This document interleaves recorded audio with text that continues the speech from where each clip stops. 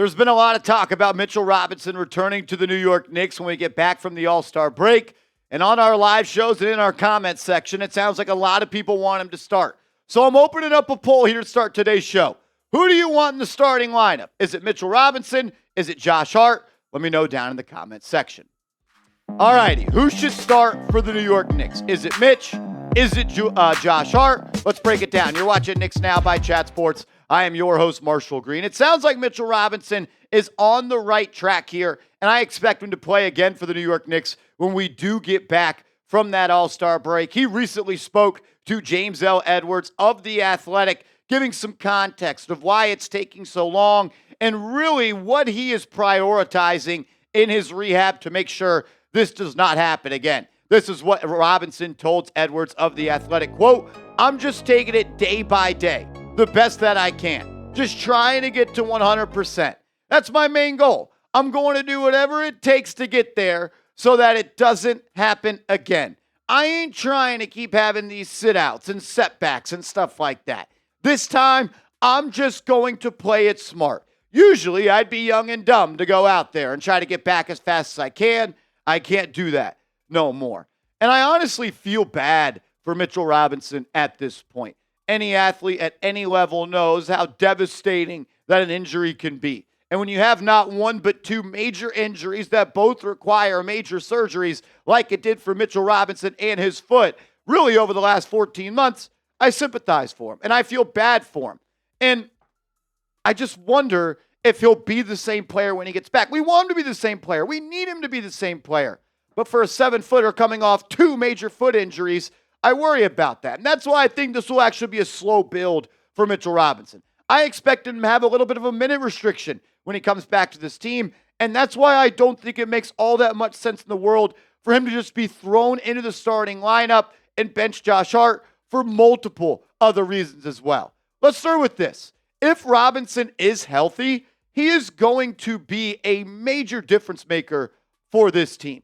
He gives you another way to win a basketball game. We know when the Knicks reach 28 assists, they are almost unbeatable. When they make 12 threes in a game, they are almost unbeatable. When they get to 127 points in a game, they are almost unbeatable. You add Mitchell Robinson back into the fold, you become a much better rebounding team on the offensive end and the defensive end. You can get back to that grit and grind culture that Tom Thibodeau has set for this organization for the past 4 or 5 years. He is the best offensive rebounder in the NBA. He is a good rim protector. He also has good defensive instincts, just a big body that's going to make it tough in the passing lanes and driving lanes for others.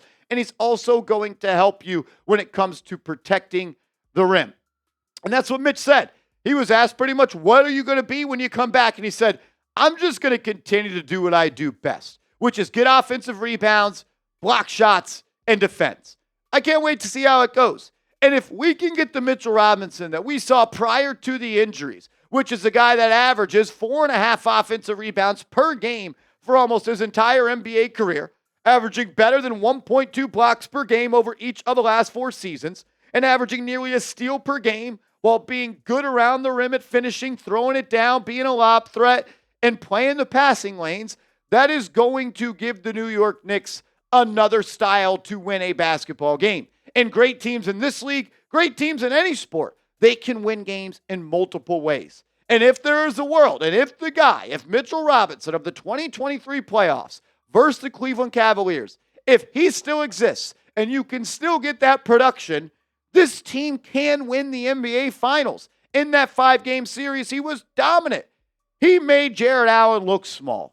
He made Evan Mobley look years away from being a legit player, averaging 8 points per game, nearly 10 rebounds, 5.8 offensive rebounds, and 28 minutes per night with 2+ blocks and almost a steal and a half per game. And let's not forget what he did in that closing game where he played out of his mind. He had like 18 rebounds, 11 of them were offensive. He essentially sealed the victory in that series to move on to play the Heat.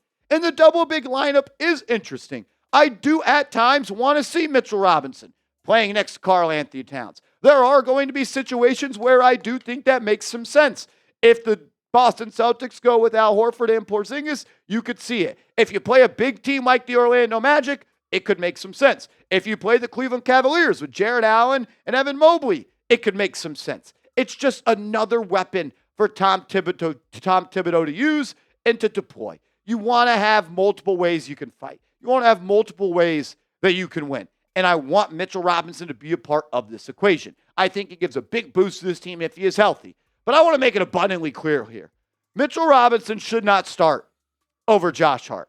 The starting five should remain of Brunson, Bridges, Anunoby, Hart, and Karl Anthony Towns. You're the third seed in the Eastern Conference. You have one of the best records up to this point through 54 games in New York Knicks history. You have the best offense in New York Knicks history based on points per game. Why on earth would you tinker with this starting lineup? And why on earth would you bench Josh Hart? He is having a career year, and I truly do believe that he should have been in the conversation to be an all-star this year. He's averaging 14.5 points, 9.5 rebounds, 5.5 assists, and he's shooting 55% from the floor as a 6'4" basketball player.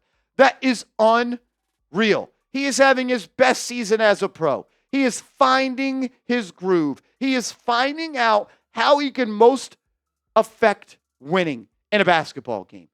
He is perfect for this Knicks starting lineup. He says it all the time. I'm just a servant to my teammates. It's my job to make sure Jalen Brunson is in the right spot, in the right time, and has the ball to be effective. It's my job to get Cat going. It's my job to set the table and just get in where I fit in. And he has been awesome because of that.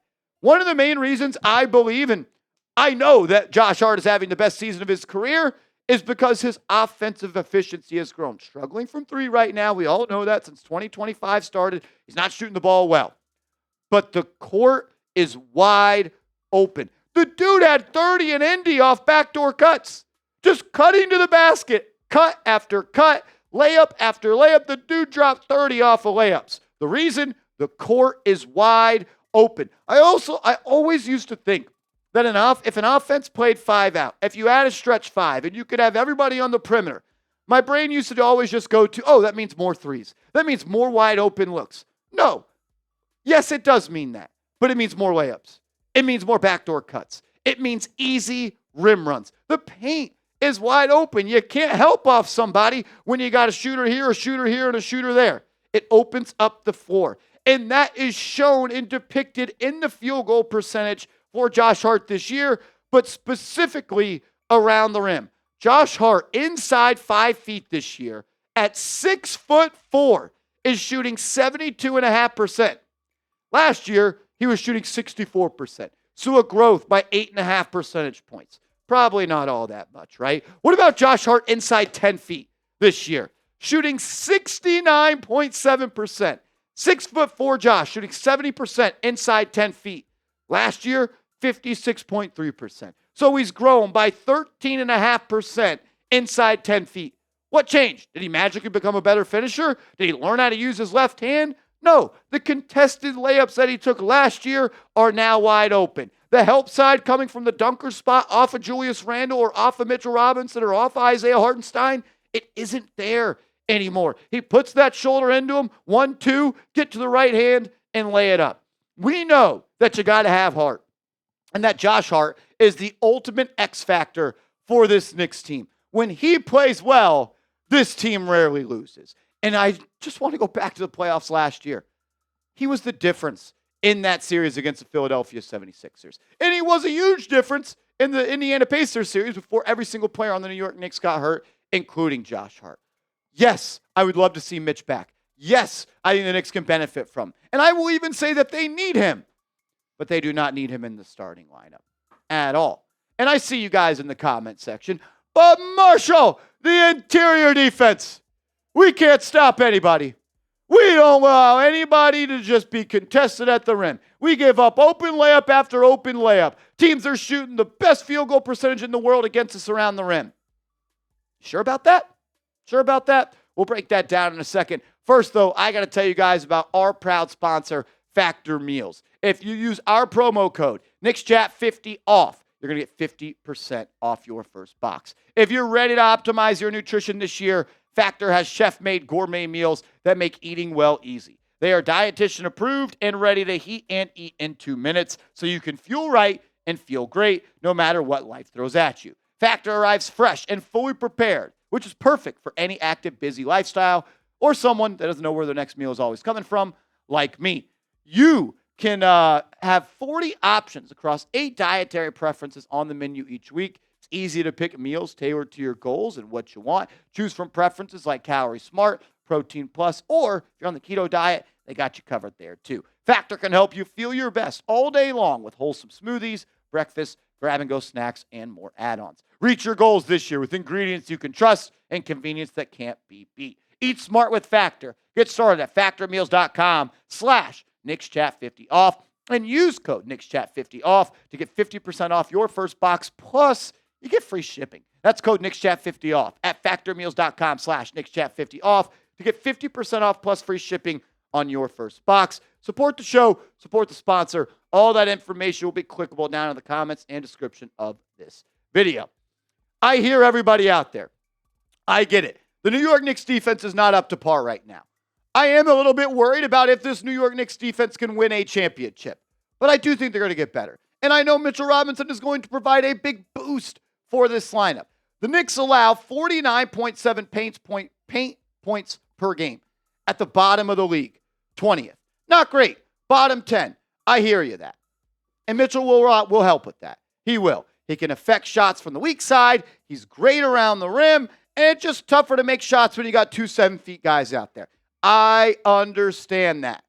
But the New York Knicks, their defensive field goal percentage inside of 5 feet is the 9th best in the NBA at 62.3. Teams are shooting just 62.3% around the rim this year. 9th best in the NBA. So I'm not really worried too much about the lack of defensive, really shot-altering players that they have around the rim. I'm more worried about their defensive three-point strategy, goal, and lack of ability to defend the three-point line. The Knicks allow teams to shoot 37.8% against them from downtown. That's not bottom 5. It's not bottom 3. It is the worst in the association. Perimeter defense is the bigger need here for this team. And Mitchell Robinson can help with that. If you have more help on the backside and you know you got the 7-foot blockness monster behind you, maybe you can press up on your coverage a little bit. Maybe you feel like you got more help behind you and you're willing to be beat off the dribble and allowing yourself to be more aggressive on the perimeter. But I don't want to take out the foot speed of Josh Hart and add in Mitchell Robinson to the starting lineup because your three-point percentage is only going to get worse. I'm not saying Mitch can't help with this. He can. He can step up on pick and rolls. He can blitz. He can hedge. And we've seen him block plenty of three-point shots in his life. But we all know that Mitchell Robinson is not a great pick-and-pop defender. Do we have to forget about how he's always played against the Indiana Pacers with Miles Turner? How many times has Miles Turner lit us up from 3? I still have nightmares last year of Kristaps Porzingis pick-and-popping us to death because Mitch wouldn't step up and he was playing drop coverage, which Tom Thibodeau wants, and Mitch just isn't the best guy in the world. Either is Cat, not saying that, of getting out of that drop coverage and helping in that pick-and-pop coverage. I know I seem like a Mitchell Robinson hater. I get that. We're all sensitive of our own players. I get that. But I'm not a Mitch Robinson hater. I think he's a good player. I think he can affect winning. I think he'll help the Knicks win. Gives them another tool in their toolbox to win a game. Prize fighters win fights because they have multiple styles to do it. But the New York Knicks have one of the best records in franchise history through 54 games. Why are we talking about changing the starting lineup? It makes no sense. And why are we talking about taking Josh Hart out of the starting lineup? He's played like an all-star this year. I get it. Grit and grind.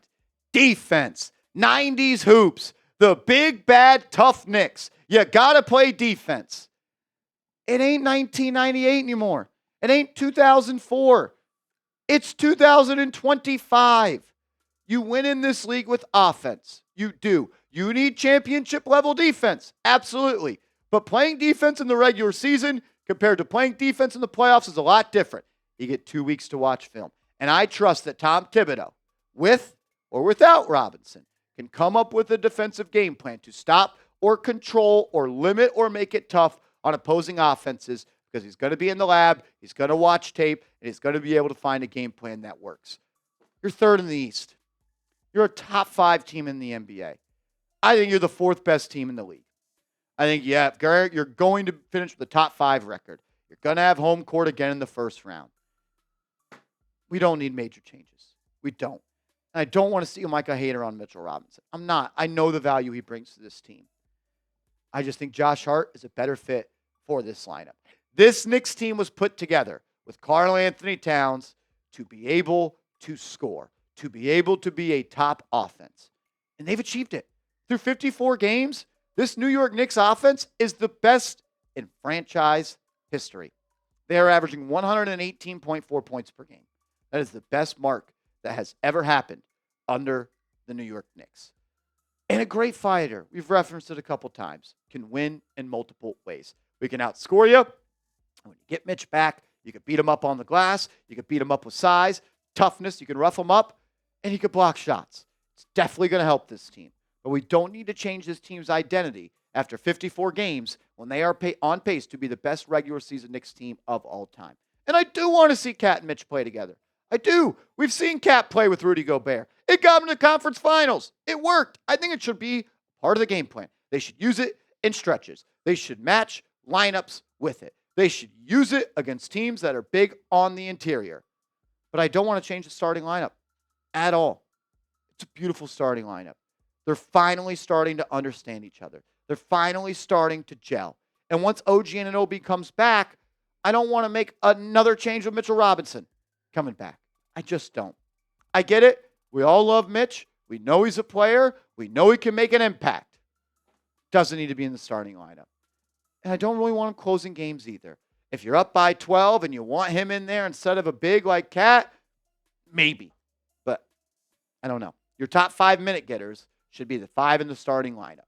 That's how you got here, and that's how you're going to get to where you want to go if you want to get there. If you're excited for the rest of the season, as the All-Star game is this weekend, going to get to see Jalen Brunson, Karl Anthony Towns, and the home stretch is right in front of our faces. Hit that thumbs up icon if you're ready to roll for the remainder of the season. And if you haven't yet, please, please, please give me a follow on social media. I'm on Twitter.